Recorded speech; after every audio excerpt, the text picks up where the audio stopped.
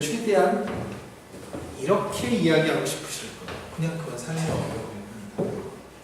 삶에서 잠시 만난 내가 극복해야 될 과제구나 어려움일 뿐이다 라고 개념화하시는 분들도 많이 있을 거예요.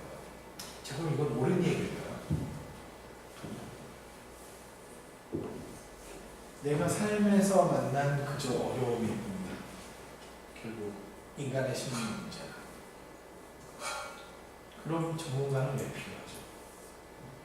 내가 살면서 만난 하나의 어려움이면 내가 살면서 만난 하나의 친구나 마찬가지예요.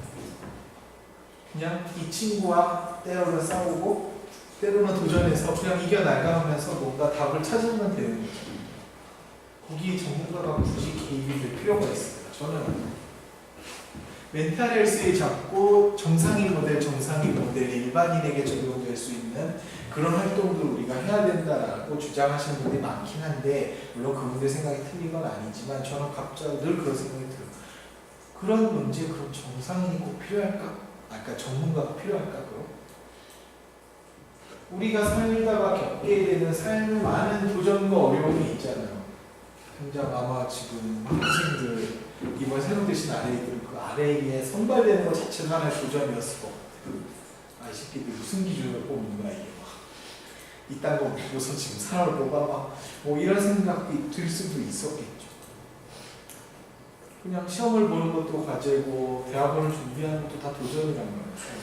그럼 그때마다 일일이 뭔가 전문가가 쫙 나타나서 내가 도와줘라고 할 수는 없는 거잖아요. 물론 임상가가 만나는 문제 중에 어떤 경우에는 이것은 이 사람의 삶의 어려움이고 도전이다라고 생각하고 스스로 그 문제를 해결할 수 있도록 격려해 줘야 되는 문제들도 분명히 있어요. 하지만 모든 정신과 환자를 저런 식으로 개념하는 건 좀 곤란한 거죠. 분명히 질환이라고 볼 수 있는 정신과 환자들도 많이 있어요. 유전적으로 아예 한청을 보게 태어나신 분들도 있어요. 이건 뭐 아무리 현실을 수용하고 마음을 챙기면 보이지 않을 거라고 예상해서 안 보이는 게 아니에요. 그냥 바이올로지컬하게 그게 결정이 되어 있거든요. 이건 질환인 거죠. 그러니까 임상가에게는 되게 유연한 마인드가 필요해요.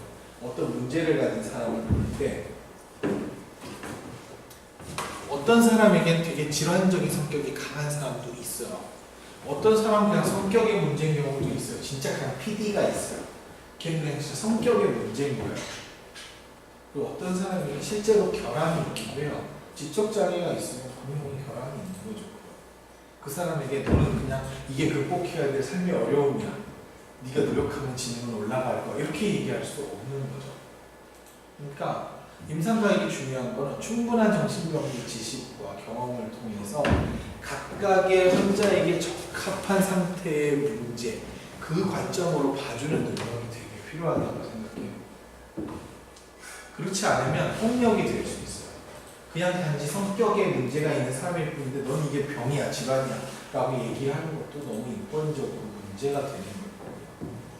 그렇다고 삶의 어려움을 그냥 겪고 있는 사람한테 이건 너는 결함이다 지금 라고 얘기하는 것도 말도 안 되는 얘기겠죠.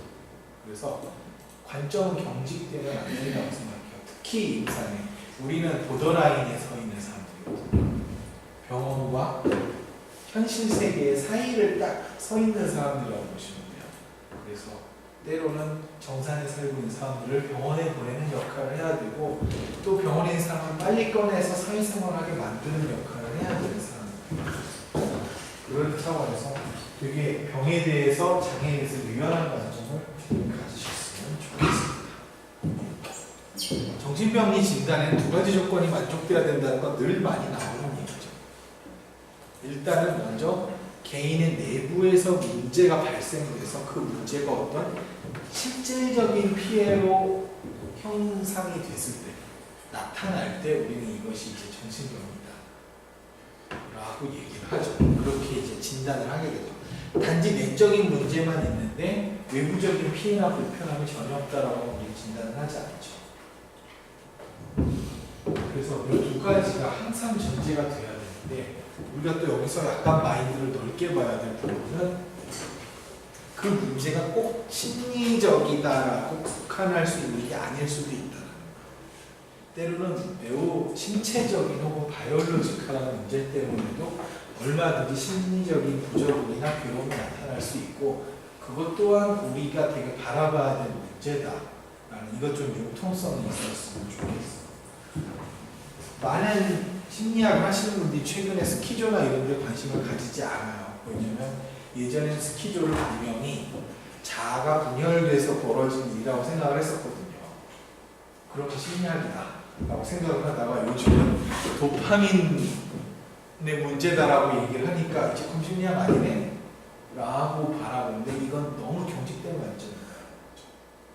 우리가 영원히 분열됐다고 생각했을 때에도 도파민은 있었어요. 확인하지 못했을 뿐이지.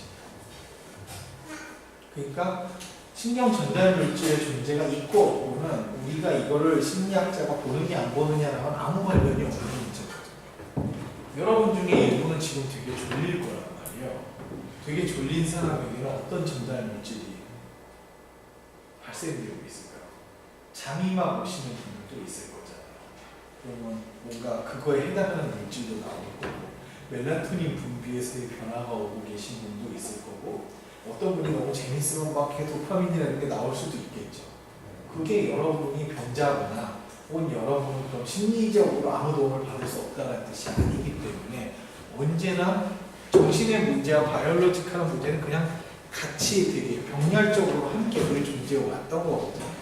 그러니까 어떤 병의 문제가 되게 신체적으로 혹은 바이올로지컬하게 조명이 된다고 해서 그것이 뭐 심리학하고 관련이 없다거나 우리가 할 일이 없다거나 그런 의미는 전혀 아닌 거죠. 이 부분에 대해서 되게 넓은 관점을 가지셨으면 좋겠어요. 그리고 제가 결국 마지막으로 말씀드리고 싶은 거는 임상심리학자의 고유한 역할이 뭘까라고 했을 때 결국은 임상심리학자의 가장 고유한 역할은 측정에서부터 온다라고 생각해요. 치료에서부터 온다고 생각하지 않아요. 우리의 출발이 애초에 치료로 시작하지 않았어요. 요즘 인재인공 치료 때문에 되게 날리고 저도 비대위 생활 때문에 너무 피곤해요. 정말 맨날 텔레그램에 막 지금 논의사항이 막 그냥 하루에 들어서 한 90개씩 올라오고 너무 있는데 대체 텔레그램은 왜 쓰는 걸까요? 결국 아니죠. 텔레그램을 써도 다 걸렸는데요. 이게 그렇게까지 보아야 좋을까? 카톡으로 쓰면 정말 큰 문제가 나는 거예요. 막 하여간 인지행동 치료에 대한 우리의 권한을 좀 더 확장시켜야 된다 이거 아주 난리인데 뭐 그것도 지켜야 되겠죠. 하지만 근본적으로 정말 우리가 병원에 어떻게 해서 들어가게 됐는지라고 봤을 때 그 가장 컸던 이유는 사실은 측정인 거죠. 정신병리의 진단에는 필연적으로 측정이 동반될 수밖에 없어요. 되게 희한한 얘기죠. 모든 정신병리의 문제들은 사실은 지극히 모호하고 대부분이 다 행동이나 정신적인 용어로 기술되어 있어요.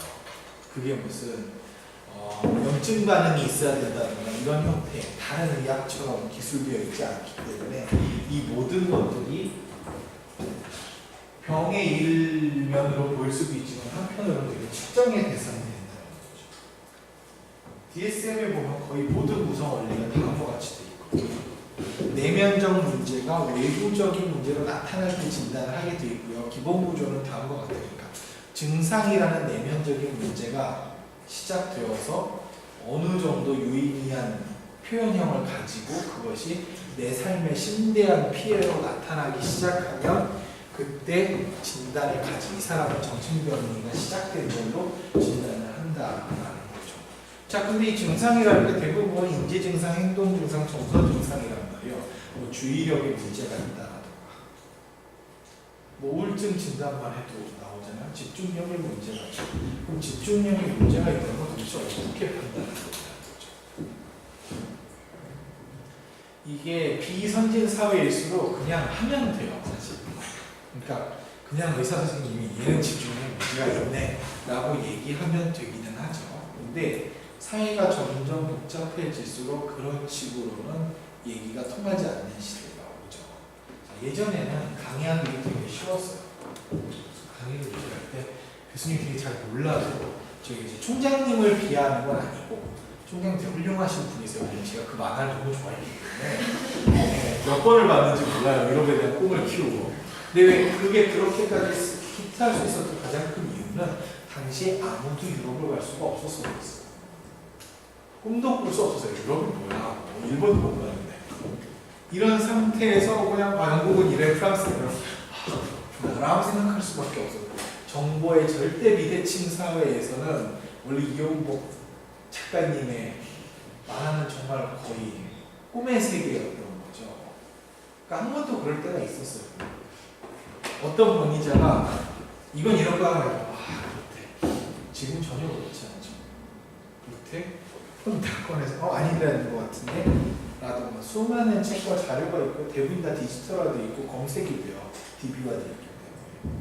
그런 식으로 뭔가를 판단하는 걸 누구도 믿지 않는 사회가 됐어요. 늘 근거를 따지는 사회잖아요. 불신사회죠. 옛날 같으면 이 사람은 집중력에 문제가 있고 우울감이 심하니까 그냥 우울증이 있다라고 선생님이 그렇게 말씀하셨으면 아닌 건지라고 했겠지만 요즘은 정부가 그거에 대한 합당한 근거를 주시죠라고 얘기를 하는 거죠. 요새 인증동 문제 때문에 조금 들어가 있긴 하지만 헌법재판소에서 그러니까 강제 입원에 대해서 헌법 불합치환결을 냈어요. 이 얘기는 뭐냐면 앞으로 가족을 함부로 가족이라고 해서 이동주가 좀 상태가 안 좋으니까 입원을 한 4개월 넣어주세요라고 아무리 부모님이 신청을 해도 이제 그냥 그렇게 강제로 집어넣을 수는 없는 사회가 된다는 거거든요. 그러면 어떻게 하면 넣을 수 있을 것이냐라는 문제가 생기죠. 이제부터는 이 사람이 이러한 이유로 입원할 수밖에 없습니다라는 증거를 댈 수밖에 없는 시스템에 오고 있어요. 그것 때문에 고민한 많은 분들이 직접해요. 그렇다면 이 사람에게 어떤 증상이 어느 정도로 있는지와 또 그것 때문에 이 사람이 겪고 있는 사회적 부적응이나 개인적인 불평감이 어느 정도인지에 대해서 상당히 객관적인 어떤 측정을 제시하지 않으면 이런 중요한 결정을 할 수도 없고 인신을 구속할 수도 없고 거기에다 나라가 무슨 보험료나 이런 걸줄 수도 없다는 거죠. 점점 이런 쪽으로 갈 거예요. 우리는 지금까지는 심리검사를 생각할 때 의사도 보지 못했던 무의식 역동의 어떤 갈등을 찾아내는 것이 심리학자의 역할이다라는 생각을 많이 해왔는데 앞으로의 사회에서는 어쩌면 이 불신사회에서 숫자라는 강력한 무기를 제공해 줄 수 있는 그 역할을 담당하는 게 임상에서 심리학자가 하는 되게 중요한 역할이 될 거라고 생각해요. 도저히 이 측정이나 이런 어떤 인간의 구성 개념을 수치로 만드는 것에 익숙하지 않으면 도저히 할 수 없는 그런 역할들이 우리한테 많은 요청들이 점점 올 거예요. 왜냐하면 이 부분들은 인공지능으로도 할 수가 없거든요. 시리가 이렇게 얼굴을 딱 보고 이 사람은 불편감이 매우 큽니다라고 판단하기에는 그 기준이 너무 모호한 거죠. 로직이 명확한 건 이제 모든 거는 빅데이터가 더 잘할 거예요. 그래서 바둑을 치는 거예요. 바둑 어디 놓으면 몇 점을 이기는지가 명확하게 규칙이 있기 때문에 이건 이제 도저히 기계를 이길 수가 없어요. 우리가 이길 수 있는 건 뭐든지 조금 모호하게 약간 빈 공간이 있는 형태의 개념들을 다룰 때만 우리가 강점이 생길 거예요. 그게 구성 개념 같은 것 같아요. 그래서 이런 측정들, 인지증상, 행동증상, 주관적 불평감, 사회적 부적응, 결혼생활의 불만족 이런 것들은 이 로직이 명확하지 않기 때문에 절대로 기계가 찾아내지 못할 거예요. 앞으로 이런 부분에 되게 많은 관심과 또 이런 부분에 대한 많은 유용성을 외쳐가시길 바라면서 오늘의 제 말을 마치도록 하겠습니다. 감사합니다. 혹시 질문 있으신가요? 네. 빨리 쉬고 오늘 특강 행사는 여기까지입니다. 네. 참여해 주셔서